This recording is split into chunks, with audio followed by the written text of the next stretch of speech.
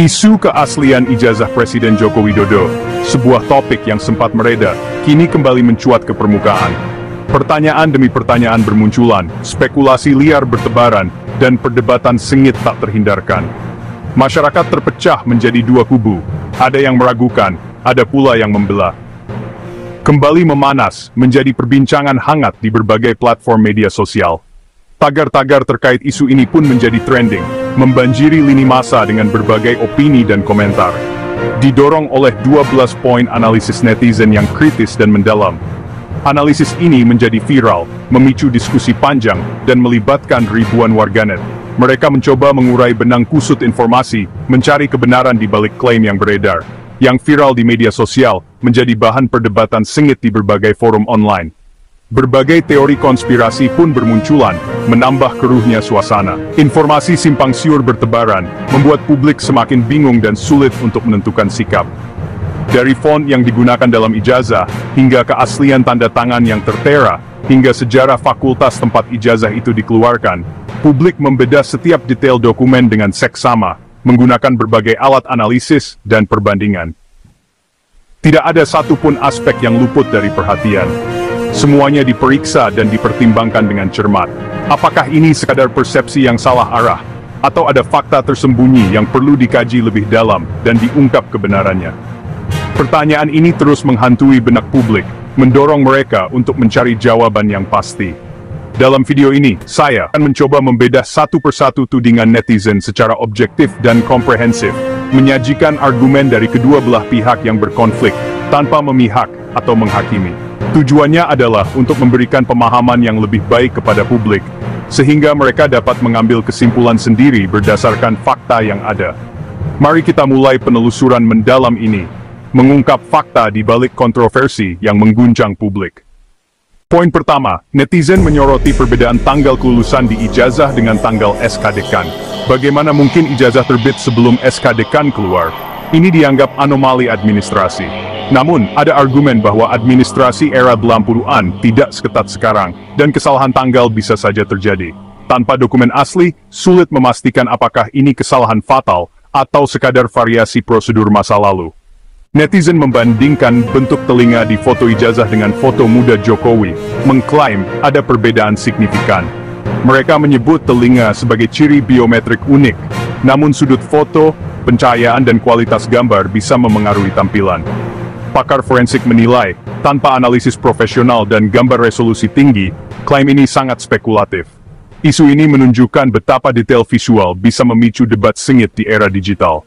Tanda tangan dekan di ijazah dinilai berbeda dari dokumen resmi lain. Netizen mengunggah perbandingan, menyoroti perbedaan guratan dan kemiringan.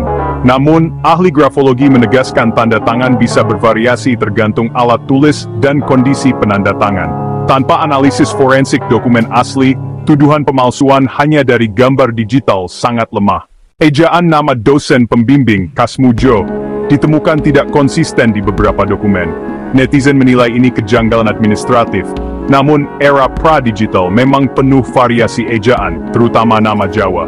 Tanpa konfirmasi dari universitas atau keluarga, sulit menjadikan perbedaan ejaan sebagai bukti pemalsuan. Detail kecil seperti ini mudah diperdebatkan tanpa sumber otoritatif. Netizen menganalisis font ijazah, mengklaim beberapa karakter huruf belum ada di era 80-an. Mereka menyebut font digital baru populer di 90-an, menuding dokumen dibuat di era modern. Namun, percetakan era 80-an punya banyak variasi font, dan tanpa katalog lengkap, klaim ini sulit dibuktikan. Perdebatan font tetap spekulatif, tanpa data percetakan otentik masa itu. Logo UJM di ijazah dinilai berbeda dari versi resmi, baik ketebalan garis maupun proporsi. Netizen menganggap variasi ini bukti kurang otentik, padahal logo institusi bisa berevolusi dan reproduksi manual di era pra-digital sering menghasilkan perbedaan kecil. Untuk validasi, perlu perbandingan dengan dokumen seangkatan, bukan logo versi terbaru. Variasi minor bisa terjadi karena proses cetak manual. Penggunaan foto berkacamata di ijazah dipermasalahkan, dianggap tak lazim di era 80-an. Namun tak ada aturan baku soal ini, dan banyak dokumen resmi masa itu juga memuat foto berkacamata. Jika seseorang memang pengguna kacamata permanen, berfoto dengan kacamata adalah hal wajar. menjadikan ini dasar keraguan dinilai terlalu subjektif. Netizen menyoroti watermark dan jenis kertas ijazah mengklaim tidak sesuai standar UGM era 80-an. Namun, menilai watermark dari foto digital sangat tidak akurat, dan kertas bisa berubah seiring waktu. Analisis valid hanya bisa dilakukan dengan pemeriksaan fisik oleh ahli forensik dokumen. Tanpa spesimen pembanding otentik, perdebatan ini tetap spekulatif. Ejaan nama dekan, Soumitro Versumitro, dipersoalkan karena AD sudah berlaku sejak 1972. Netizen menilai penggunaan ejaan lama sebagai bukti anakronisme. Namun, transisi ejaan tidak selalu seragam, dan banyak orang tetap memakai ejaan lama untuk nama diri. Tanpa bukti preferensi pribadi dekan, klaim ini belum cukup kuat. Klaim serius muncul di tengah perbincangan publik, sebuah pertanyaan besar yang menggantung di udara. Isu ini berpusat pada perbedaan informasi yang beredar mengenai nama dekan yang tertera pada sebuah ijazah. Nama dekan yang tercantum di ijazah tersebut menjadi sorotan utama.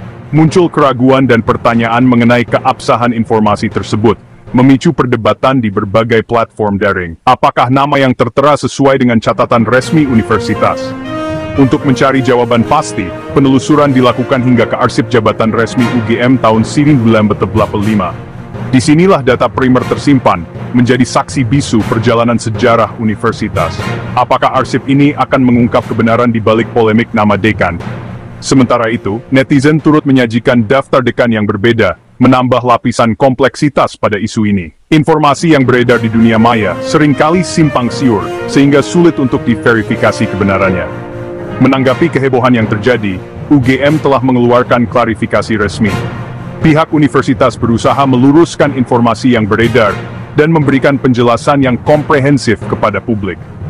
Dalam klarifikasinya, UGM menegaskan bahwa Profes Soumitro memang menjabat sebagai dekan pada periode yang dipermasalahkan. Penegasan ini didasarkan pada catatan resmi dan dokumen yang tersimpan di arsip universitas. Penting untuk diingat bahwa arsip internet bisa tidak lengkap dan tidak selalu akurat. Data yang tersedia secara daring seringkali merupakan hasil kompilasi dari berbagai sumber, sehingga rentan terhadap kesalahan dan ketidaksesuaian.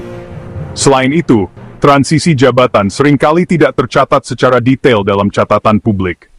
Proses administrasi dan dokumentasi pergantian kepemimpinan dapat memakan waktu dan melibatkan berbagai pihak, sehingga informasi yang tersedia mungkin tidak selalu lengkap.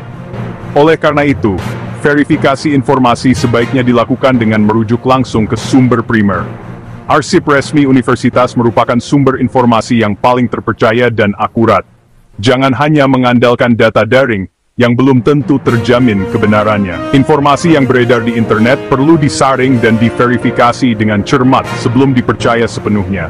Kasus ini menjadi contoh pentingnya melakukan pengecekan data ke arsip resmi. Ketelitian dan kehati-hatian dalam mencari informasi sangat diperlukan, terutama dalam isu-isu yang sensitif dan berpotensi menimbulkan kesalahpahaman.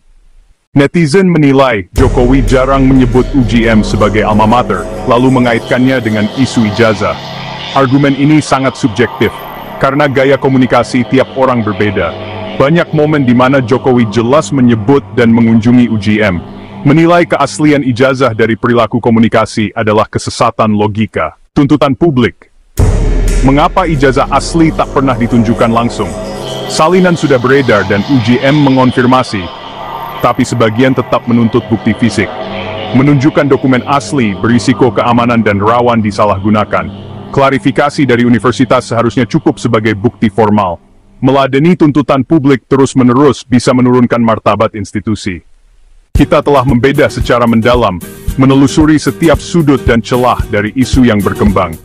12 tudingan viral soal ijazah Jokowi. Sebuah narasi yang sempat menggemparkan jagat maya, memicu perdebatan sengit di berbagai platform media sosial, dan menjadi topik hangat di warung kopi, hingga ruang-ruang diskusi formal. Setiap poin punya argumen dan kontra-argumen, layaknya sebuah simfoni yang terdiri dari berbagai nada dan irama. Ada yang meyakinkan, ada pula yang meragukan. Semuanya bercampur aduk menciptakan sebuah lanskap informasi yang kompleks dan membingungkan. Menunjukkan kekuatan sekaligus risiko dari kebebasan berpendapat berekspresi.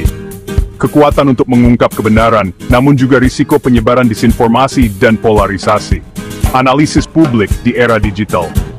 Era di mana informasi mengalir deras tanpa filter, di mana setiap orang memiliki platform untuk menyuarakan pendapatnya, dan di mana kebenaran seringkali menjadi korban dari kecepatan dan sensasionalisme.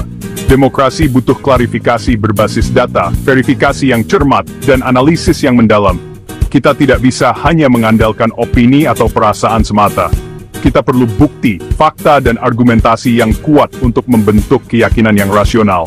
Bukan spekulasi liar yang hanya berpotensi memecah belah dan menyesatkan. Spekulasi tanpa dasar hanya akan memperkeruh suasana dan menghambat upaya kita untuk mencapai kebenaran.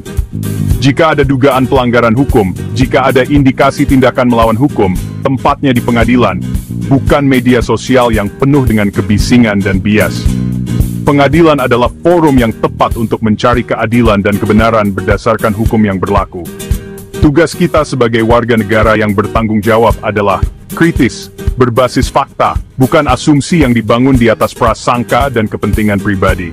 Kita harus berani mempertanyakan, mencari informasi dari sumber yang terpercaya, dan berpikir jernih sebelum mengambil kesimpulan. Polemik ini jadi cermin, sebuah refleksi bagaimana kita mengelola informasi dan perbedaan pendapat di tengah arus informasi yang tak terkendali. Bagaimana kita menjaga akal sehat dan objektivitas di tengah gempuran opini dan propaganda. Terima kasih telah menyimak. Saya Wong Liang, pamit undur diri.